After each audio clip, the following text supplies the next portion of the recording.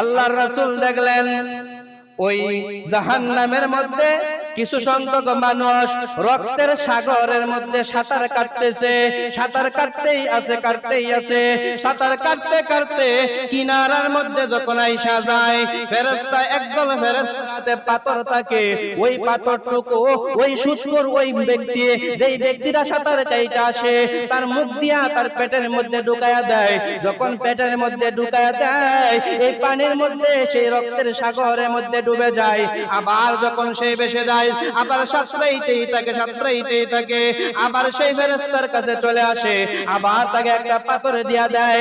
আল্লাহর পয়গম্বর জিবরাইলকে ডাক দিয়া বলে, রে জিবরাইল, এই শাস্তি এই ব্যক্তিটা কোন ব্যক্তি, কার জন্য এই শাস্তি বরাদ্দ করা হয়েছে?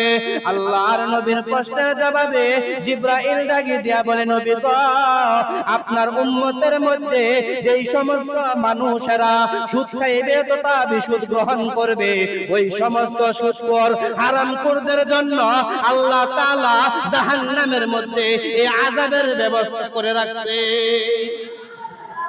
শুধু তাই নয়, মুসনাদে আহমদের মধ্যে হাদিস এসে গেছে, আল্লাহর রাসূল অন্য এক জায়গায় বলেন, একজন সুদখোরের শাস্তি কেমন হবে জানোনি? কাল হাসরের ময়দানে কবর থেকে যখন সুদখোরকে উঠানো হবে, তার পেটটা এতই বড় থাকবে, ওই পেটের মধ্যে সাপ থাকবে।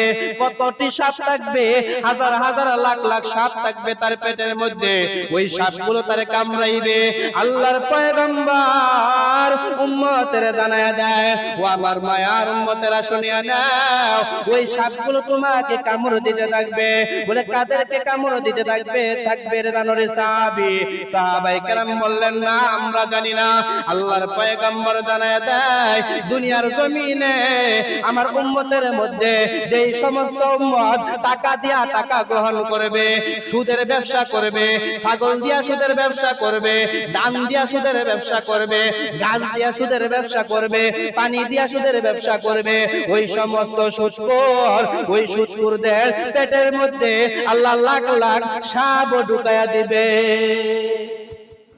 কোন আপনি চিন্তা বাবা, আল্লাহ তাআলা জানায় দেয়, এ আমার বান্দা, যারা সুদ খাও, যারা সুদ খাইতাছ, শুনিয়া নাও। আল্লাহ কয়, যারা সুদ খাও তাদেরকে আমি কাল হাসরের ময়দানে কেমন ভাবে তুলবো জানোনি? শয়তানের গুড়া খাওয়া পাগলের মতন। আঙ্গর দেশ পাগল আছে নি? পাগল নাই? মাসুম পাগল না? পাগল না? এটা মাসুমের মতো এমন